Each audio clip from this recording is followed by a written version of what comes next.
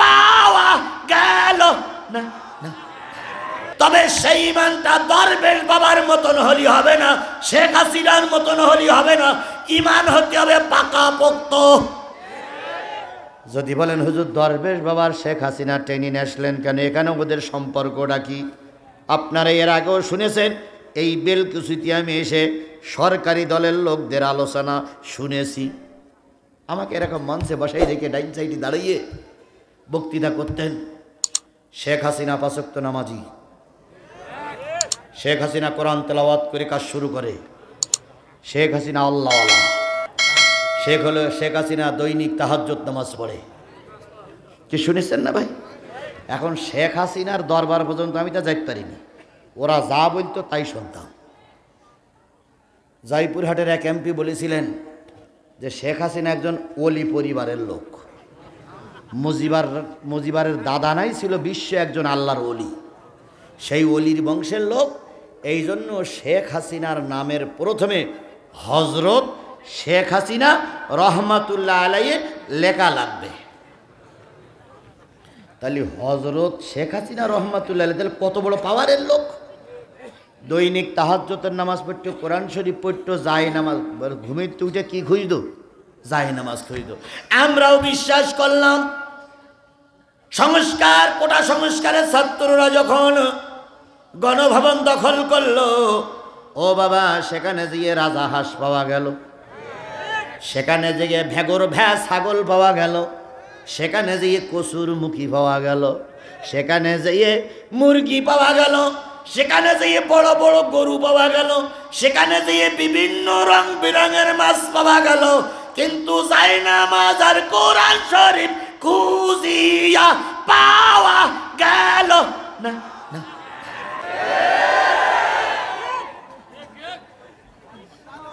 কথা ঠিক না বেঠিক? আমি এবার জিজ্ঞেস করলাম জায়নামাজ আর কোরআন শরীফ কি জিবরাইল নিয়ে গেল? জায়নামাজ আর কোরআন শরীফ গেল কই? ওরা বলে দিল জায়নামাজ আর কোরআন শরীফ শেখ হাসিনা যাওয়ার সময় বগলে করে নিয়ে চলে গেছে। কত বড় আল্লাহর ওলি, পালানের সময় পাচ্ছিল না, আর জায়নামাজ আর কোরআন শরীফ নিয়ে গেল। এবার আপনি বলবেন যে দরবেশ বাবার নাম কেন বললেন? দরবেশ বাবা এই বাংলাদেশে একজন আল্লাহর ওলি লোক ছিল, ইয়া দাড়ি, সাদা দাড়ি, তাই লোক তার নাম রেখেছিল কি বাবা? দরবেশ বাবা। দরবেশ বাবা ওই শেখ হাসিনার প্রধানমন্ত্রীর সঙ্গে পালাই যেতে পারেননি, এই জন্য আইনমন্ত্রী আর দরবেশ বাবা পালাই যাচ্ছিল। যাওয়ার আগে দরবেশ বাবা দাড়ি কেটেছে আর আইনমন্ত্রী দাড়ি রেখেছে। একজন দাড়ি কেটেছে আর একজন দাড়ি রেখেছে, দুই হাতে তসবি নিয়ে নৌকায় পার হয়ে যাচ্ছে। সুবহানাল্লাহ, সুবহানাল্লাহ, সুবহানাল্লাহ, সুবহানাল্লাহ, সুবহানাল্লাহ, সুবহানাল্লাহ। লুঙ্গি পরিছে, আর সেই আব্দুর রহমানের গেঞ্জি গায়ে দিয়েছে, জামাটাও তাও না, ওই যে হাতাওয়ালা গেঞ্জি আর হাতের ভিতরে সুবহানাল্লাহ, সুবহানাল্লাহ। ওরে জোর রে ভাই, নৌকায় চলে যাচ্ছে, ডেঙায় একটা ছোট ছেলে, ওই যে ছেলেটা উঠছে ওই রকম একটা ছোট ছেলে, বড় ছেলের বলতে ভাই এই যে দুইজন লোক নৌকায় বসে আছে, এই সামনে যে লোকটা আছে এই লোকটা যে চেনা চেনা মনে হয়, এই লোকটা যে টেলিভিশন দেখেছি ভাই। এই কথা আইনমন্ত্রীর কানে গেছে। আইনমন্ত্রী তখন বলতেছে লা ইলাহা ইল্লা আনতা সুবহানাকা ইন্নী কুনতু মিনাজ জালিমিন, লা ইলাহা ইল্লা আনতা সুবহানাকা ইন্নী কুনতু মিনাজ জালিমিন, ফাস্তাজাবনা লাহু ওয়া নাজ্জাইনাহু মিনাল গাম্মি ওয়া কাযালিকা নানজিল মুহসিনিন, লা ইলাহা ইল্লা আনতা সুবহান। তখন বড় ছেলেটা বলতে ভাই আপনার বাড়ি কোথায়? আমি এলাকার লোক নয়, আপনার টেলিভিশনে দেখেছি আপনি সেই সাবেক আইনমন্ত্রী না না ভাই। তখন বলছি না না না না, মানুষের মতো মানুষ থাকে। ও লোক ওদিক ফিরে দেখে ও লোকটা একটু ফিরে দিন, ও লোককেটা। তখন ও লোক লা ইলাহা ইল্লা আনতা সুবহানাকা পড়তেছে খুব। তো দুইজনের ধরিনে রাস্তায় আনার পর ওরা তো দোয়া ইউনুস পড়তেছে। পুলিশের যিনি কোন হেড ছিলেন তিনি ডাক্তার ইউনুসের কাছে ফোন দিয়ে বলতেছে স্যার 2 মাল ধরা পড়িস। তো এরা তো দোয়া ইউনুস পড়তেছে খুব। ইউনুস সাহেব তখন বলতেছে ওদের বল দোয়া ইউনুস পড়ে লাভ নেই, যার নাম ধরে দোয়া করতেছে সে বড় চেয়ারে বসে আছে, ওদের বলি দে যে এখন বাংলাদেশের বড় চেয়ারে ইউনুস বসে আছে, এখন আর ইউনুসের নাম ধরে টানাটানি করে লাভ নেই। সুতরাং কে কি করেছো জাতি ভালোই জানে, কথা বলে ঠিক না বেঠিক?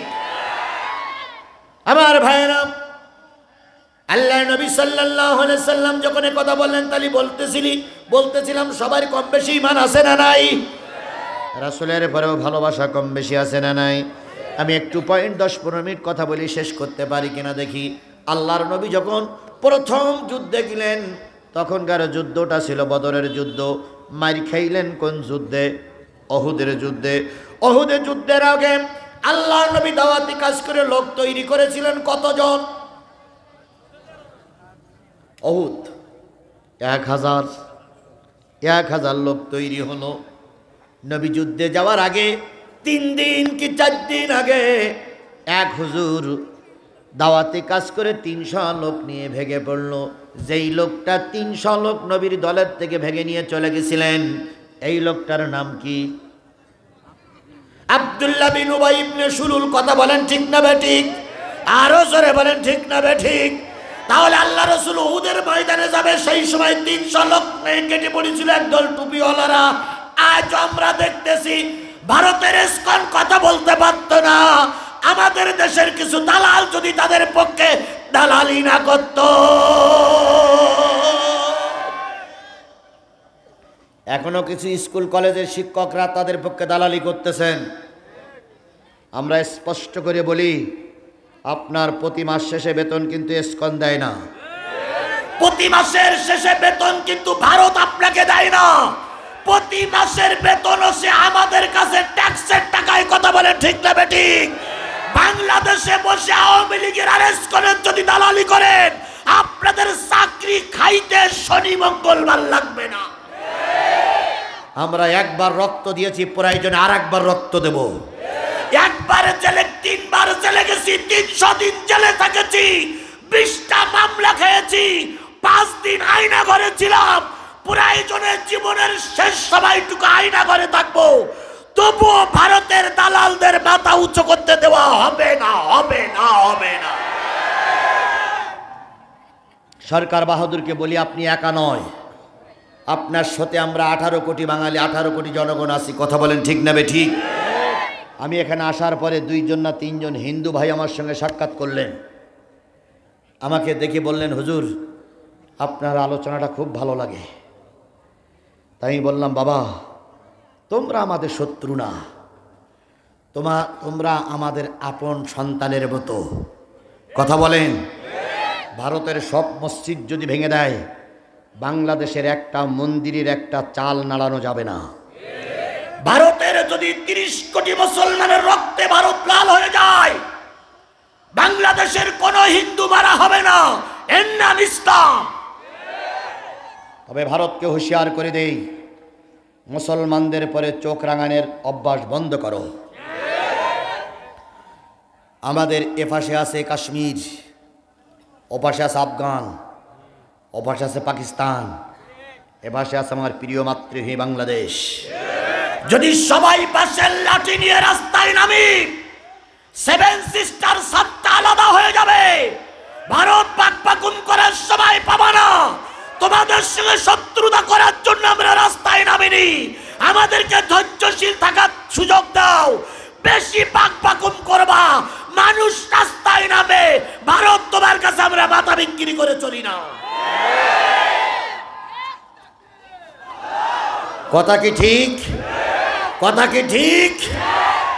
সমন্বয়ক 2 জন গতকালকের আগের দিন অ্যাডভোকেট সাইফুল ইসলাম আলিফের জানাজা শেষ করে আসার পথে তাদেরকে ট্রাক চাপা দিয়ে মারতে চেয়েছিল। অল্পের জন্য 80 বার কেটা যেন সাজ্জিদ, হাসনাদ আর সাজ্জিদ 2 জন অল্পের জন্য বেঁচে গেছে। আমি যে কথাগুলো বলছি, আমারও পিছনে শত্রু তৈরি হতে পারে। কোনো দুঃখ নাই, কোনো দুঃখ নাই। আজিজুল ইসলাম জিহাদি যদি মারাও যায় দুঃখ নাই, তবু ভারতের মতন কুলাঙ্গারদের কাছে আমরা মাথা বিক্রি বিক্রি করে দেব না। আজকে আবার শুনলাম আজমির শরীফে নাকি শিব কি কালী মন্দির পাওয়া গেছে। তোমার কি কালীগায় এত বিপদে পড়েছিল, সব মসজিদের তলায় গিয়ে ঢুকেছে। যত কালী সব মসজিদের ভিতরে পাওয়া যায়, আর কোনো জায়গায় কালী পাওয়া যায় না। তাহলে কালীর কত ভয় যে নামাজ তিমিরি মসজিদের তলায় গিয়ে ঢুকে। তাহলে তোমার গা কালী যদি আমাকে মসজিদের তলায় ঢোকে, তা আমাকে মসজিদ ভাঙবা কেন?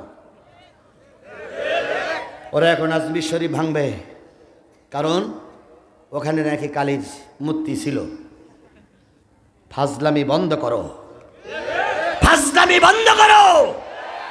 এগুলো কিচ্ছু না, এগুলো সব শেখ হাসিনার কারসাজি, এগুলো সব আওয়ামী লীগের ষড়যন্ত্র। কথা বলেন ঠিক না বেঠিক? এরা চাইছিল আওয়ামী লীগকে এই ক্ষমতায় বা এই দেশের ক্ষমতায় বসাইয়ে দেশটা লুটে পুটে খাবে। এই সুযোগ আমরা করতে দেব না বলে ওরা আমাদের দেশের পরে খড়গস্ত ধারণ করেছে। বিএনপি জামাতের ভাইদের কাছে অনুরোধ, দেশের সর্বোচ্চ আমাদের শেষ হতে পারে, আমরা সর্বোচ্চ শেষ করতে পারি, ঈমান বিক্রি করতে পারি না। আল্লাহ নবী উহুদে যাবে কয়শো লোক নিয়ে, মৌলবী কেটে বলল থাকলো 700। নবী মসজিদে নববীতে আসলেন, এসে বললেন আজকের যুদ্ধে, সামনের যুদ্ধে বিরাট সমস্যা। কেন? কয় 300 লোক নিয়ে কেটে পড়েছে। এক মৌলবী, আমাদের দলে আর আসার মতন কোনো লোক যদি থাকে তাহলে বলো। একজন পিছন থেকে দাঁড়িয়ে বলেন ইয়া রাসূলুল্লাহ, মদিনার থেকে 10 কিলোমিটার দূরে একটা যুবকের বসবাস।